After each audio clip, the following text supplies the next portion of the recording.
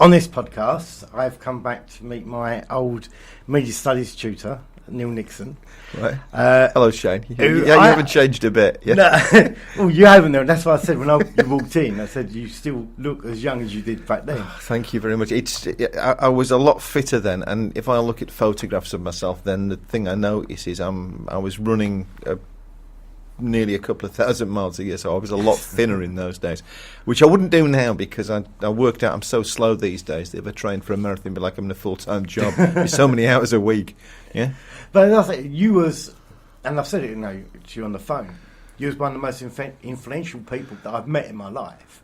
That's actually had a massive effect on me, and has got me into the conspiracy theories, the paranormal, the aliens, the UFOs. Okay. So I can blame you for all that. You can. Well, the first question I'd ask you then is, was that a good thing? Yeah, I mean, it's something I've definitely enjoyed. And also, I think one of the main things you taught me was never to trust the media. Oh, okay. Yeah, which is probably, if that was 30 years ago, is probably a little bit ahead of the game then. I mean, we were encouraged in those days to make people critical about it, which, looking at the way that fake news and social media have taken over these days, is probably a useful skill. If people are duped these days, a large number of people who probably fall into that would be really people who learned to trust the media when they were older. Social media and stuff like that. I think with the fake news and all that. I mean, you told me to always look for the quotes. Right. Always look for the words. So if you look at a news article, see the headline, then look for the quotes. Okay. And to see what stories you can make up from those quotes. Would it match those headlines? Well, I'm relieved to hear that, because when you said you were going to come and interview me and we were going to talk about the stuff that I got you into, like comedy and the paranormal, it struck me that the things that you're saying I got you into were the things I wasn't employed to teach. No. I don't recall that UFOs or Viz comic were part of anybody's syllabus in those days. But they're the things I know. But you taught me about content. Okay.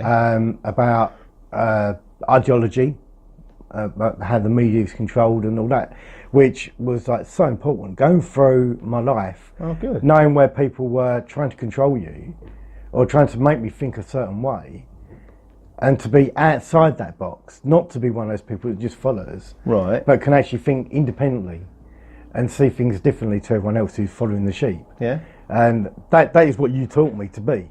Oh, right, okay. Well, that was the general idea. I mean, such as I remember a 30-year-old syllabus, those were the...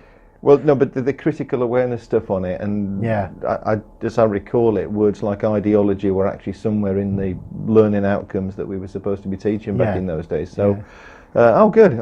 I'm glad it went in. It did go. If we you failed me on, you never gave me good marks for my coursework. Oh, all right. Sorry. No, apologies in retrospect. I mean, look, for what it's worth, it's sometimes the case that the people who get the best coursework marks are not the ones that go on to the greatest successes later on. And where we're sitting now in the Missing Radio studios, there's about 30 feet in that direction through a couple of walls is our wall of fame, where we've got photographs of the ex-students.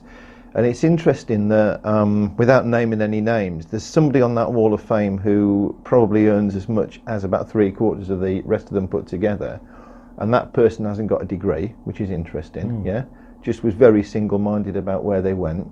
There's other people on there who were doing things that we never particularly taught them to do, like media courses, and now they're teaching English as a foreign language in China, which is not about earning huge amounts of money, it's about who they are.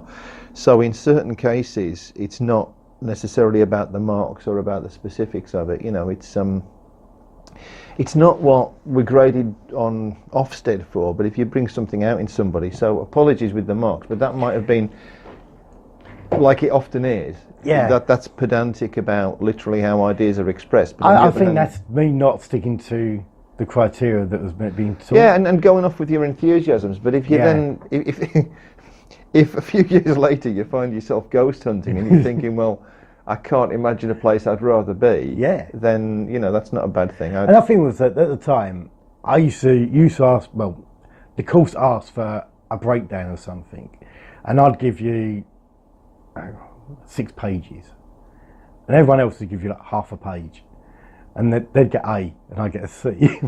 And it's that thing. There's too much in there. Possibly, yeah. Excuse me if I don't remember literally, but that sounds like what you see on a fairly regular basis. That sometimes there's a load of enthusiasm that manifests itself in gathering and hurling a load of content at the person that's teaching you. I mean, you saw me finishing with lost somewhere. I clearly got lost somewhere. Well, or you found other things. It's not necessarily a bad thing at all. I mean, if you came through that with a qualification, then we achieved something. If you then went on to an eclectic career that feels like your life, then fine. There's more emphasis these days on making people employable than there used to be. But the whole thing about the course you were on, which was a little bit ahead of its time then, was about, if I remember rightly, there was a buzzword on CPVE which you wouldn't have known, but they told us when we were learning to teach here, which is that subjects were studied in clusters. In other words, there was a kind of focus around certain common subjects and certain common problem solving skills. And so in a way that was ahead of its time, because these days there's much more emphasis on the vocational courses on that. It's about transferable skills. Well, I used to turn up for media studies, IT and photography, I think. Well, we might be more kindred spirits than you think on that one. I think this guy's still alive. The last time I saw he was, and if he is, he's a World War II veteran, so he might actually be a bit fodder when he goes, because he'll be one of the few. But there was a guy that taught me at school, and cut a very, very long story short, when I was about 26, I ran into him in Marks and Spencer's in Carlisle, right? And I told him what I was doing for a living.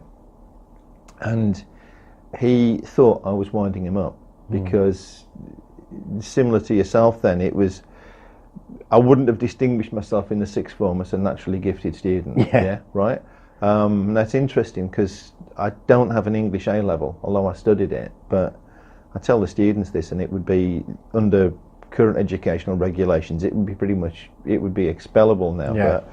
But there was a little bit of a pub culture in my sixth form, because we were in a little market town and everything. And I do actually remember sitting having a drink at one point with some people who were in the sixth form, and we were thinking about how unjust it was that we had part-time jobs, a social life, and they expected us to complete A-levels.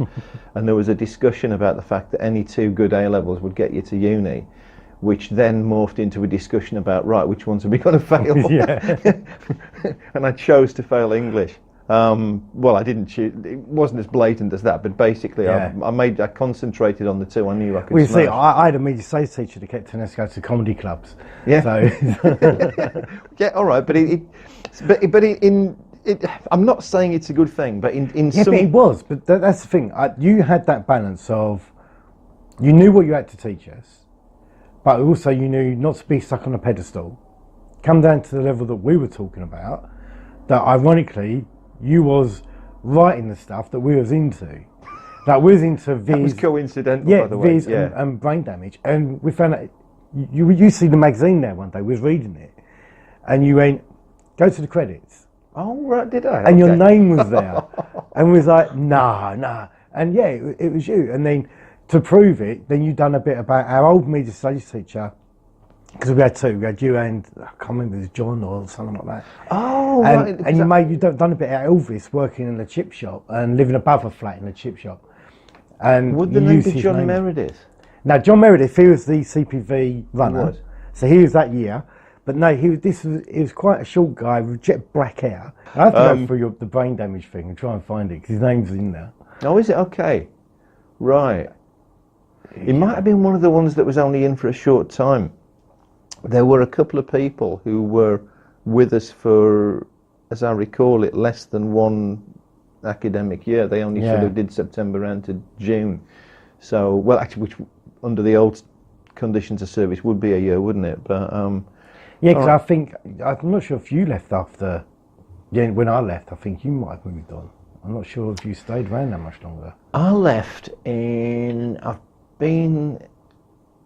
I started in Dartford on the 1st of April 1991. So technically speaking, I left on the 31st of March 1991. I think you'd have been gone by then, wouldn't you? I left in 1990. Yeah. So I didn't do a full year after you left. I was out 6 months later. Yeah. So that's about right, yeah. Yeah, okay. You had enough. No, we moved with my wife's job to Maidstone, so something south of the river was going to be a good idea. Yeah. I think something you told me as well, they'd opened up a football museum in Lake District. And I went up there to see it. Just coincidence, I went up there and went to the football museum in Tully House. Ambleside. Oh, Ambleside. Yeah, and they had a mock-up of your club stadium in there. Oh, right. If I'm remembering that right, that was... was it one of your friends or someone you knew? Yeah, I've long lost touch with the guy. I think it's Stuart Clark. He did an exhibition called The Homes of Football. That's it. Yeah, and he took photographs. So I think it was Arts Council money, I can't remember now, but he was commissioned to take photographs of football grounds. So his exhibition, it was an ongoing travelling thing that it used to plop down in loads of places, and of course the photographs changed because he kept updating them. And I met him a few times actually.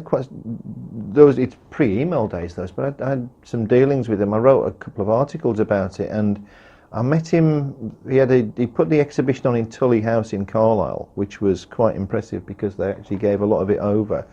I didn't realise it had gone to Ambleside, but then ironically, the next time I saw the exhibition, it was in Maidstone. And what was ironic about that was they booked it ages in advance, and they put the exhibition in Maidstone. It was when Maidstone United had got into league, but they sold their ground, so they played their league games up in Dartford here. Yeah, that's right, yeah. So it was that, and then ironically again, which just what's the chances of this happening? In that exhibition, when it was in Maidstone, there was a picture of a Maidstone fan in the exhibition. But what was ironic about it was a Maidstone fan at an away game. So there were no photographs of the stadium that had just been bulldozed and is now it's part of a sort of big shopping centre. Yeah.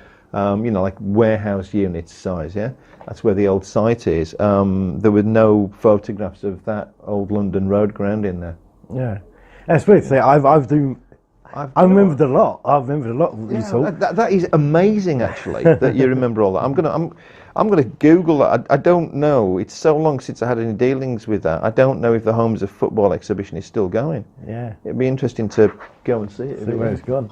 Yeah. But as I say, so moving on from there, I left college and I ended up working for Photo Labs and all into that, and I had this interest in ghosts and paranormal and aliens and UFOs from talking to you and conspiracy theories. How did you first get involved in the UFO stuff? How did you start? Well, that's an interesting question. I've been asked that loads of times, and if I'm honest, I can't remember. And so I'll give you two answers to this.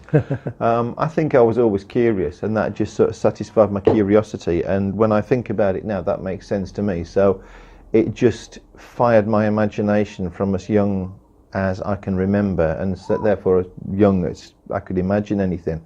Now that said, when I've been to the odd UFO conference and done presentations and stuff, and people have come up and talked to me afterwards and asked me that same question, because if you do those conferences occasionally, people will come and random people come and interview you about it, and a number of them have said to me, well, if you can't remember a time before, it's because you were abducted, which I don't believe for a second. But I've actually had that said to me, like as in, this would explain it, because your brother's in the sky, and I don't think it's that. I don't remember a time before it, and it might be to do with how old I am and the fact that when I was younger and quite impressionable, there was a lot of... One thing that I was really interested in was the whole thing about space and the fact that, we were flying into space and exploring it. Yeah. And there were discussions from when I was a kid about whether you would ever find life out there. I mean, back in those days, there were people who would... I'm old enough to remember the first moon landing, for example, which I actually believe happened, by the way. Yes. I seriously think we've been